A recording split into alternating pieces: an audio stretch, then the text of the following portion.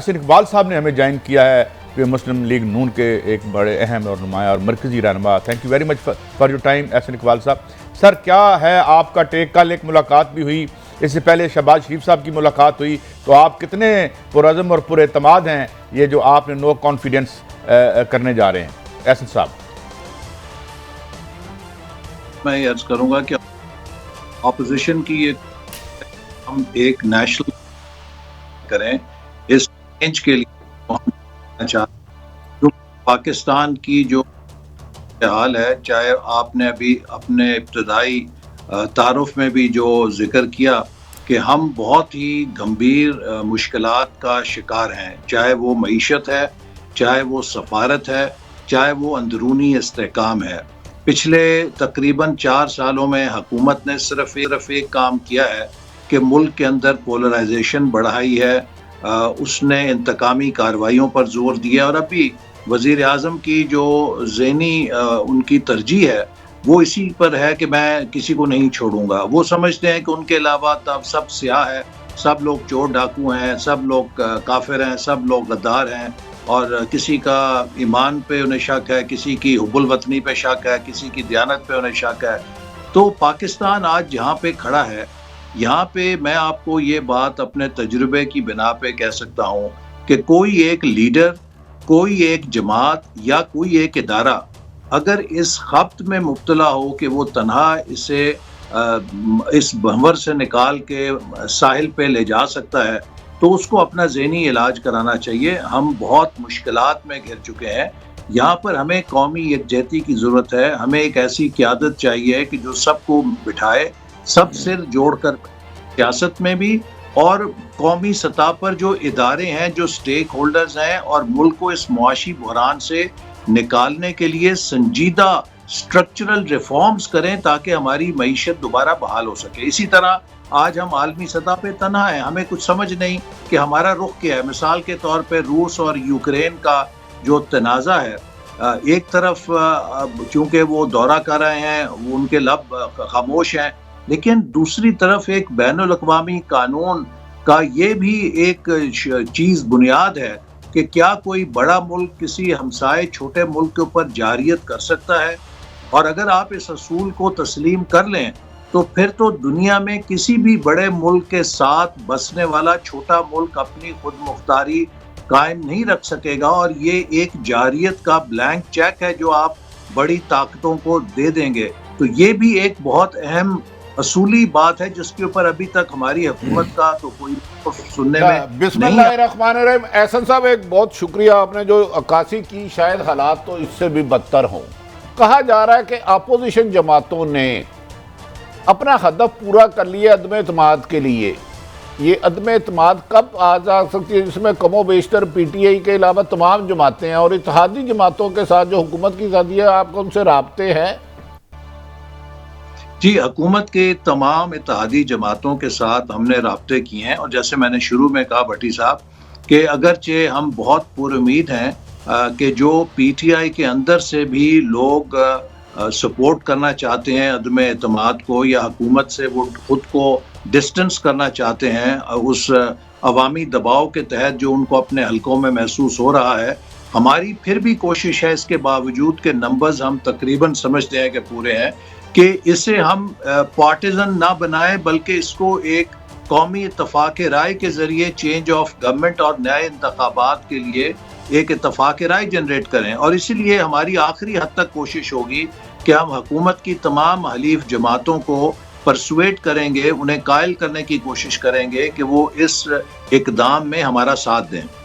احسن اقبال صاحب کیا سمجھتے ہیں نیکسٹ ویک میں طریقے عدم اعتماد کی کوئی بات چیت ہو رہی ہے اپوزیشن جماعتوں کے درمیان؟ احسن اقبال صاحب کے میں ایکسپیرینس سے جاننا چاہ رہا ہوں نیکسٹ ویک. دیکھیے، میں بہرحال سمجھتا ہوں کہ نیکسٹ ویک ہے یا اس سے اگلا ہفتہ ہے، لیکن مارچ کے مہینے کو ایک کسی بھی مارچ کے حوالے سے بہت اہم سمجھتا ہوں. اس کا مطلب ہے مارچ میں کوئک مارچ ہو سکتا ہے. اس بات دیکھیے، مارچ ہو تو وہ بڑا فطری لگے گا.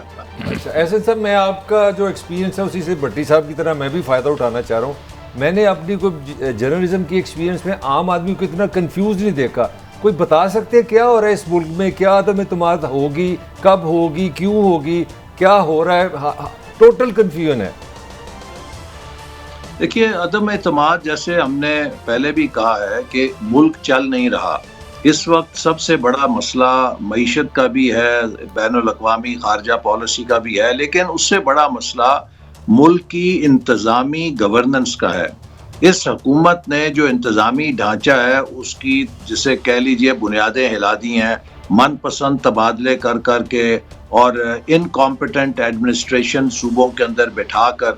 آپ اگر کسی کرائسس کے اندر آئیں، اگر آپ کی انتظامی ڈھانچے میں جان ہو تو آپ اس سے نکل جاتے ہیں، لیکن اگر آپ کرائسس میں بھی ہوں اور آپ کا انتظامی ڈھانچہ بھی، آپ کی کشتی بھی بھنور میں ہو اور آپ کے چپو بھی ٹوٹ جائیں، پھر تو آپ کے لیے ریسیپی فار ڈیزاسٹر کی پکائی ہے نا.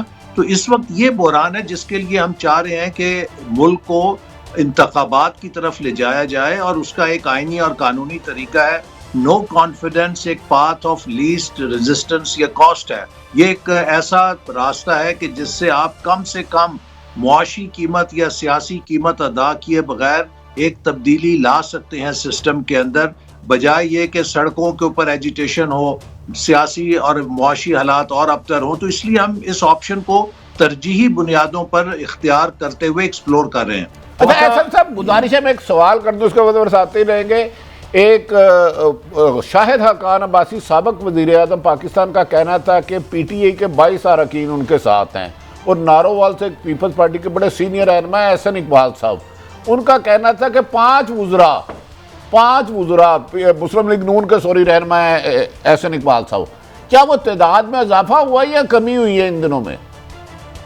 جی دیکھیے، جو انہوں نے 22 کہے اس کے اندر آپ وہ جو وزراء ہیں ان کو بھی شامل.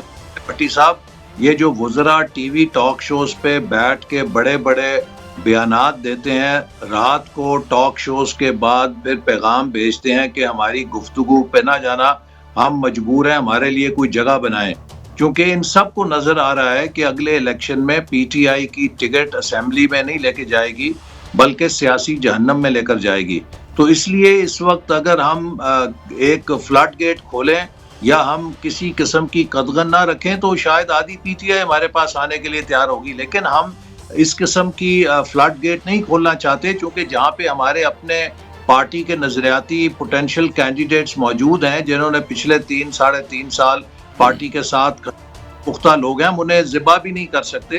البتہ وہ نشستیں جہاں پہ ہمارے پاس کوئی متبادل نہیں ہے یا وہاں پر ہمارے امیدوار کمزور تھے اور وہ لوگ جو ہمیں کو زبردستی دباؤ کے تحت چھوڑ کر گئے تھے، ان کو ہم لے سکتے ہیں. تو اس لیے ہمیں تھوڑا سلیکٹیو ہونا پڑ رہا ہے، ورنہ تو اس وقت عملاً صورت یہ ہے، اور بالخصوص پنجاب کے اندر تو یہ معاملہ ہے کہ پی ٹی آئی کا کوئی بھی رکن اسمبلی صوبائی یا قومی اگر اسے آج یہ گارنٹی ہو کہ اسے اگلے انتخابات میں مسلم لیگ نون کا ٹکٹ مل سکتا ہے تو وہ ایک پلک جھپکنے سے پہلے ایسا صاحب آپ نے کہا پی ٹی آئی کے تمام ایم پی مشمول، اس کا مطلب ہے عثمان بزدار صاحب وزیر اعلیٰ پنجاب بھی نون لیگ میں آ سکتے ہیں؟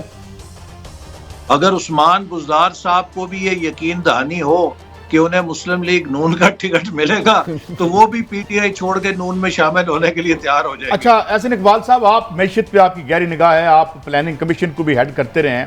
دنیا اور پاکستان ظاہر ہے ایک خوفناک اکنامک ریسیشن سے گزر رہا ہے اور 1930 کا ریکارڈ ٹوٹ چکا ہے، یہ کہہ رہے ہیں 200 سال میں. تو کیا یہ عمران کے لیے ون ون نہیں ہوگی سچویشن؟ جتنی ریخت ہو رہی ہے اور معیشت میں جو گراوٹ ہے اس کا ملبہ آخری 1.5 سالوں میں کسی اور پہ پڑے گا آپ کی کامیابی کی صورت میں. آپ do you by this theory? دیکھیے، یہ بات آپ کی درست ہے کہ اگر آخری 1.5 سال کوئی بھی حکومت آئے گی تو وہ 1.5 سال میں کچھ ٹھیک سکے گی، البتہ عمران خان صاحب کا سارا ملبہ اپنے اوپر لے لے گی. اسی لیے مسلم لیگ نون کی بڑی کنسیڈرڈ رائے ہے کہ کسی بھی change of government no confidence کے ذریعے اس کے بعد فوری انتخابات ہونے چاہیے تاکہ جو اگلی حکومت آئے اس کے پاس 5 سال کا مینڈیٹ ہو، وہ 2-3 سال کے اندر وہ اصلاحات کر سکے جو کہ ملک کی معیشت کے لیے اس وقت ناگزیر ہو گئی ہیں، اور ملک کو دوبارہ بحال کرنے کے لیے وہ فیصلہ کن اقدامات اٹھا سکے تاکہ اسے پھر پتہ ہو کہ آخری 2 سالوں میں وہ ڈیویڈنڈ بھی لے سکتی ہے. لیکن اس وقت اگر آپ سال کے لیے کسی حکومت کو لائیں گے، 6 مہینے کے لیے بھی لائیں گے، تو وہ سوائے اس کے کہ عمران خان صاحب کے تمام نااہلیوں اور ناکامیوں کا ہار اپنے گلے میں ڈال کے اپنا بھی منہ سیاہ کرے گی، اس کے علاوہ اس کے پلے کچھ نہیں پڑے گا، کیونکہ وہ کچھ کر نہیں سکتی اتنے مختصر وقت میں۔